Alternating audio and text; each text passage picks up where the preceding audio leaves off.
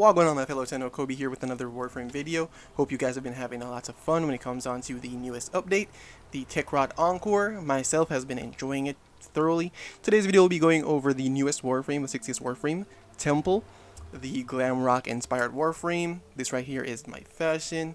It's not nothing too crazy. Loving the new ephemeras, loving everything that's been tied around with the new liches and all that stuff. Here's another fashion. This one is essentially inspired by the Scaldra. Really like it, but I decided to just go with the pastel pink or pastel purple one today for the video. But I pretty much will be rocking the green one mostly. But yeah, let me know how you guys rate the fashion and all that stuff, and let me know if you guys have been enjoying Temple, because I really have been. Right, and now getting into their abilities and passive. For Temple's passive, they have a metronome on screen at all times that ticks back and forth, and casting an ability within the sweet spot of that will give you 50% less or 50% more ability efficiency, right? And for the first ability, Pyrotechnics, you essentially target enemies and shoot out a big pillar or pillars of heat damage and fire. And this does scale with the damage scales with strength, the range scales with range, and I do believe the range also scales how many targets could be affected at once, right? And here you see I could cast it from very far away. It stacks a bunch of heat procs. And you're also able to have a bunch of synergies with this, the second and third ability. However, I'll be getting into those when I get to the third ability, right? And now moving into the second one, this is called Overdrive. Essentially, you summon two speakers or a few speakers next to you, cast a wave of heat damage, as well as making the enemies more susceptible to crit chance, right? So essentially, it's a crit chance buff. You blast the enemies with your second ability, and it allows you to get more crit chance on the affected enemies, right? Status duration, or the duration of your abilities, prolongs the effect, right? And now moving over into the third ability, Ripper's Wail. This right here allows Temple and all allies in affinity range to gain heat status effect or heat damage on their weapons, essentially similar to how Saren abilities works or Shock Trooper for Volt. The great thing about this, the duration. When you get kills with their one or affects enemies with your second ability, the duration scales with that, and you also scales the damage, right? And for the cherry on top, Temple's fourth ability is Lizzie, which is her or their exalted weapon, which is a flamethrower guitar, which is actually pretty cool. If you like the Ignis Wraith, this is probably your best friend. I've really been enjoying this, and I've never been a big Ignis player, right? And this right here is the build that we're going to be using. We'll be using Corrosive Projection. You can swap that out for Growing Power or anything else that you want. Blind Rage, Unbuild Intensify for strength, including Arcane Avenger as well. For range, you don't necessarily need this much range. What I'd say is probably swap out Augur Reach for something like Equilibrium, or go ahead and swap it out for something along the lines of like Streamline to get yourself more efficiency, because even though you do get that 50% efficiency when you hit the sweet spot, sometimes paying attention to the sweet spot, you don't want to be doing that all the time, right?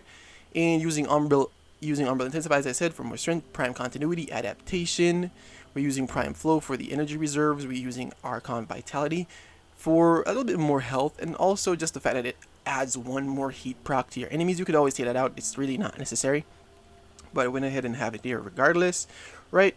And for the second arcane, we have Arcane Avenger, which essentially every time you take damage, you get more heat, you get more crit chance as well. So we'll pretty much just be stacking a bunch of crits with this. And as I said, I'd go ahead and remove Augur Reach. For anything else, anything that you prefer, I think I did remove it. No, I did. I kept it on there, but what I did was, after a few runs, I realized that I do need more energy economy, and since I do run Duplex Bond, Synth Deconstruct, since I do run Synth Deconstruct on my companions, I decided to lock in a single purple Tau Shard for the 30% equilibrium effect, right? And this right here is the build for Lizzie. Primary Crux, you could swap that out for something like Deadhead or something like Merciless, whichever one you want to use. If you want more base damage, you go ahead and swap it out for Merciless. But with this build, I see that I really don't need more base damage. I got Sinister Reach for more reach. We got Aptitude Chamber for multi-shot, and pretty much Gun CO from Aptitude. And we're also running Rifle Elementalist for more status damage since we'll be putting out so many heat procs. And for the companion, we'll be running the Doriga with, as I said, we have Synth Deconstruct on here to pretty much just give us more health and energy orbs since we'll be running that one Forge Purple Shard for the equilibrium effect. For the Tazakor, we just put electric and viral on there. It's pretty much just there to prime enemies, really don't care about the damage. And for the weapons of choice today, we have the Burst and Prime Incarnon. Here's the build. We'll also be running the Furious Incarnon. The Bursten is a very crit heavy weapon. The Furious, not so much a crit focused weapon, but with Temple's second ability, it does so much more damage since it can then capitalize on that crit chance that we're getting. And here I am showing you guys the shards that I'm running, which, to be honest, I'm just running the one for this run. What I would say is you want to go ahead and put on probably more shards for strength to get more damage out of everything. Realistically, that would probably be the best thing I'd say. And if you want to go ahead and subsume something out of here, I'd probably subsume the one, I guess. I don't really see anything that I personally want to remove from her kit or from their kit. It's pretty fun. The two things from this update that have been like the real standout things to me are Temple and the Coda Bexosis, which I have a video on, I'm gonna go ahead and record that video right now, so you guys will have a video on that soon. That weapon is absolutely crazy. The Scalger weapons are really underwhelming, except for like the melee, but at the end of the day, every melee is pretty much good. Just whack influence on it. But yeah, this right here is pretty much the Steel Path run. The gameplay loop is pretty much cast your 1 and your 2 every now and then to go ahead and stack up. If you're running this build, which is primarily focused on using Lizzie or the Exalted weapon, you just want to go ahead and cast your first ability and your second ability to essentially catch a bunch of enemies on fire with your first, which does do a lot of damage, if I'm being honest. It does kill a lot of enemies. And your second ability makes them weak to crits. You do a lot more crit. You get more crit chance, therefore do a lot more crit damage. And you want to use your 3 as essentially a get out of jail free card or an oh shit button for any time you need invulnerability, because you do get invulnerability from it as well whenever you're doing the animation. And if you get the sweet spot hit right here on the backbeat, I think it's called the backbeat. If you go ahead and cast your third ability on the backbeat, you get 4 seconds extra invulnerability once the animation ends, right? So you want to go ahead and essentially buff your weapon's damage or get more heat damage by using your third ability, as well as pretty much saving yourself from taking lethal damage, because it's, as long as you have the energy, you could go ahead and cast it. It's not like an ability that you need to reset or use every time. It's like, it's not like Roar. It's pretty much just an ability that's always active. You could always go ahead and cast it no matter what. As long as you're not in the animation, you could go ahead and cast it again.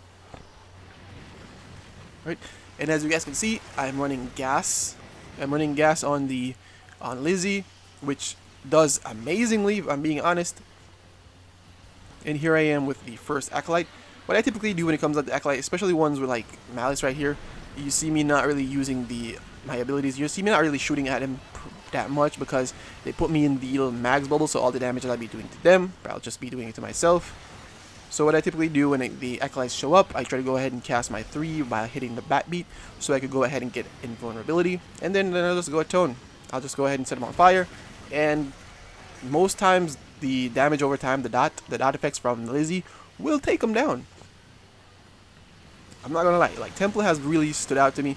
It's like so fun. DE has really hit the nail on the head when it comes down to the most recent 2 Warframes, being Cyto 9 and Temple. They did a really good job with these, especially following up after Kome, which a lot of people in the community don't really like, which rightfully so. If you're a Kome fan, don't hate on me, man. I've got enough flack from saying Kome is bad. But yeah, Temple is great.